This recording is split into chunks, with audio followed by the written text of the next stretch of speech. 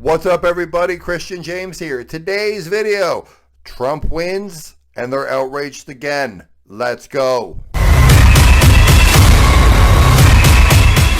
Today's video, I'm going to The View. We're going to see how they react. We're going to see how they overreact. We're going to see whatever nonsense came out of their mouth. It is amazing with a 50-50 chance of him winning or losing. There's two people, folks, so it's 50-50. No matter how you fucking try to do the math, 50% somebody will vote for him, 50% they'll vote for her. 50-50, simple math. But yet people are outraged and shocked that one of two people won something, especially a guy who won before. The 2024 presidential race ended yesterday, and this is what the country and the world woke up to this morning. Take a look. This was a movement like nobody's ever seen before. And frankly, this was, I believe, the greatest political movement of all time. And now it's going to reach a new level of importance because we're going to help our country heal. We have a country that needs help, and it needs help very badly. We're going to fix our borders. We're going to fix everything about our country. America's future will be bigger, better, bolder, richer, safer, and stronger than it has ever been before.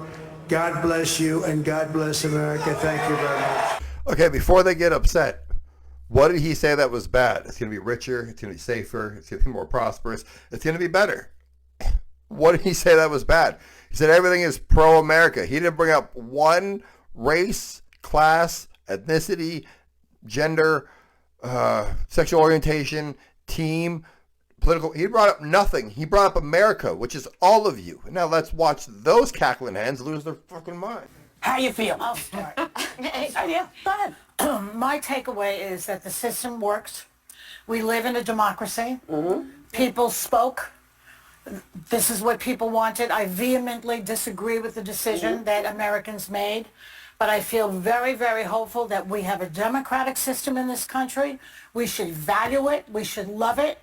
We should protest if the situation arises that we need to protest, which I'm sure it will. And I've been through this before with Nixon. It's been very difficult. But boy, oh boy, do we have a country if we can keep it. Yeah. What does that mean? We have a country if we can keep it. He was president before, and the country was better off then than it was in the last 4 years. If we can keep it. Now he's going to sell it to the Russians. Well, echoing the sentiment story, one of the first thing I wanted to say for anyone that needs an example of when the person you voted for does not win, you do not say the system must be broken or that it was rigged.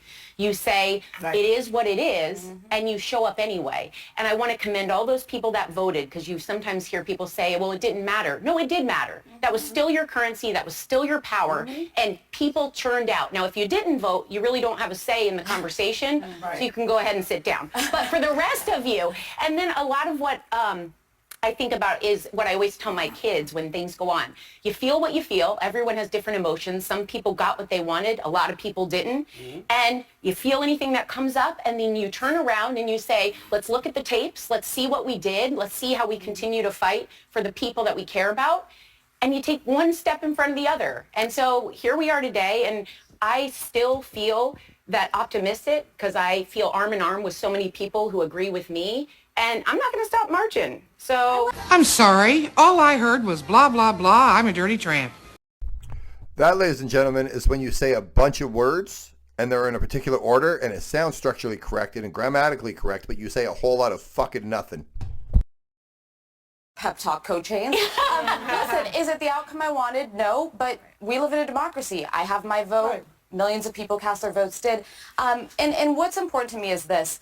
Tens of millions of Americans, our friends, our neighbors, our family members, voted for Donald Trump. We disagree with him. I know we all do at this table, but they are good, decent people who are patriots and love this country.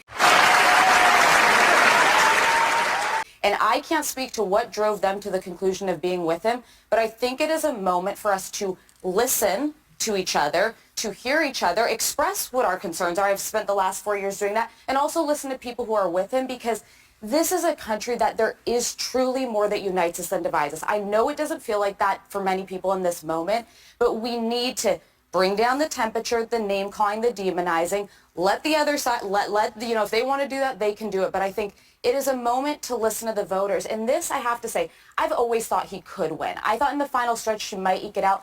I didn't expect it to be this resounding, and I think there are some lessons from it. I think we forget about rural America. I think the working class feels left behind. They feel like the powerful, the elite only care about them and their power. And he spoke to them. We may not have liked his words, but they turned out for him. I mean, the map was, it was beyond Reagan what we saw last night. And I think we need to start listening more about the concerns of everyday Americans who feel like this system is failing. See, ladies and gentlemen, she said something reasonable. Love thy neighbor. You don't understand why they voted for him, and that's okay. But like she said, as an elite herself, or maybe a new elite, I don't know who the hell she is, they realize their life is different. At least she does. But rural Americans, low-income Americans, the people that he was talking to, look, you don't know why they voted for Trump? I'll tell you, the border and the economy. Am I wrong? No. I remember the whole map was red. Yeah. It was pretty red last night. I don't know. I'm profoundly disturbed. And here we go. I think if you look at the New York Times this morning, the headline was America makes a perilous choice. I think that in 2016, we didn't know what we would get from a Trump administration, but we know now. And we know now that he will have almost unfettered power. And so I worry, not about myself, actually. I don't worry about my station in life. I worry about the working class. I worry about my mother, a retired teacher. I worry about our elderly and their Social Security and their Medicare. I worry about my children's future, especially my daughter, who now has less rights than I have. And I remember my father telling me many, many years ago that I was the first person in his family to enjoy full civil rights. And now I have less civil rights than I had when he told me that. You lying bitch. Nothing has changed. Not a goddamn thing has changed. This is somebody Trump should sue. This is just heresy. This is slander. You have the same rights. Nothing has changed. This is the problem with people like her. They just talk shit. She has no reasons. She's not saying anything conclusive. She's not even talking. Like, okay, my mother and her pension. You're rich. If he does something with a pension, pay for it. But she's not worried about her station in life. She's worried about her mom and her daughter. You're wealthy. Pay for her school. Why would they be affected and you're not affected? Why would your station not be affected? Because you're rich and they're average? Is that what you're saying? And you're worried about the working class. Well, if you're not the working class and you care so much about your mom and your fucking daughter, pay their fucking way. Pay her goddamn retirement. Buy her a fucking house. Nope. Put it on Trump. Again, I'm profoundly disturbed that the 14th Amendment of the Constitution did not prevent someone who participated in an insurrection from becoming president of the United States. I think that going forward, the convicted felon box on employment applications better be taken off, because if you can be the president of the United States, then you should not be prevented from employment in this country, because I remember applying for my jobs as a federal prosecutor, and there was a box for convicted felons. Well, and so that box better be taken off. Drama queen. You were a prosecutor, you were a person in a position of power, and this is how you react to news? It better be removed. Give me a fucking break. Our healthcare system is now at risk. I think No fluoride for anyone. Yeah, economists have made clear that he's going to increase the debt by $7.75 trillion. I'm worried about mass deportation and internment camps, and I'm also worried about Elon Musk warning Americans to prepare for temporary hardship. I'm surprised at the result, but I'm not surprised. As a woman of color, I was so hopeful that a mixed race woman married to a Jewish guy could be elected president of this country. And I think that it had nothing to do with policy. I think this was a referendum of cultural resentment in this country. well, You fucking lunatic. Look, he's going to deport the people who shouldn't be there, the illegals. This is a cultural.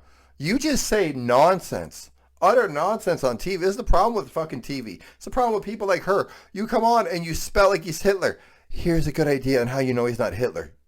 You think anybody would have said this about Hitler back in the 30s and 40s on TV or radio? No. That is how you know he's not Hitler. Because you're freely running your mouth and saying nonsense, just like I am doing right now about the nonsense that you said. I think it, I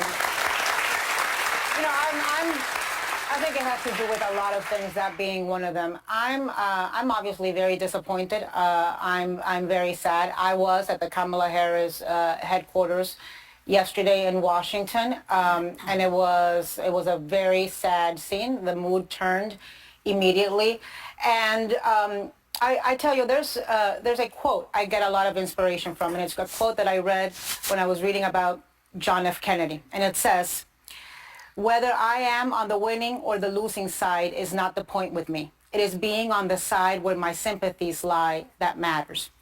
And that to me brought me a consolation and inspiration this morning, because I have no regrets. Yep. I worked hard as hell to elect the first Black Asian woman president.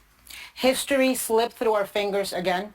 I worked hard as hell for Donald Trump not to be president. But today, unlike Donald Trump and his followers, I acknowledge that he won. I hope for the best for our country, and I make a commitment to our LGBTQ, to our immigrants, to our elderly, to our young girls, to the women, that we will not stop fighting. We can be sad today. What in the hell are you talking about? This, again, they're just saying nonsense.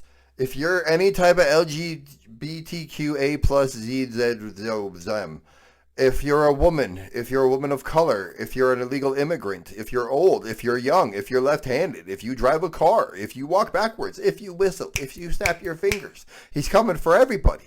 What the fuck?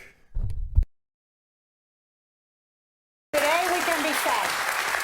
Tomorrow we stand up and we continue. We have every right as Americans, because we love this country, because this is the most exceptional country in the world, we have the right and the duty to speak up and denounce abuses of power, to be vigilant. And so I invite all Americans. Do you mean when Biden locked everybody in their house and closed all the businesses, and same happened in all the states except for Florida and South Dakota? Do you mean when that abuse of power happened? Did you guys speak on that? No. The sheep only went bah. To do it. But we are doing what they didn't do. We are recognizing they won. Yep. Now let's see what happens when he is governing. Because last time he lost by 20,000 votes, and this time he won by what, 5 million?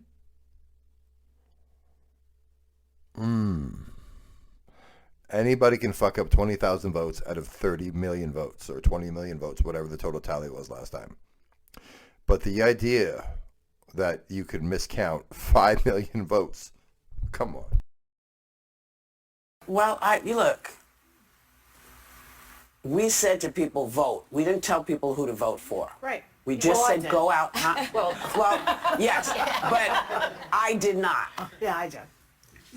Because I wanted to make sure people exercise that right. Too many people that I know died trying to vote. Yeah.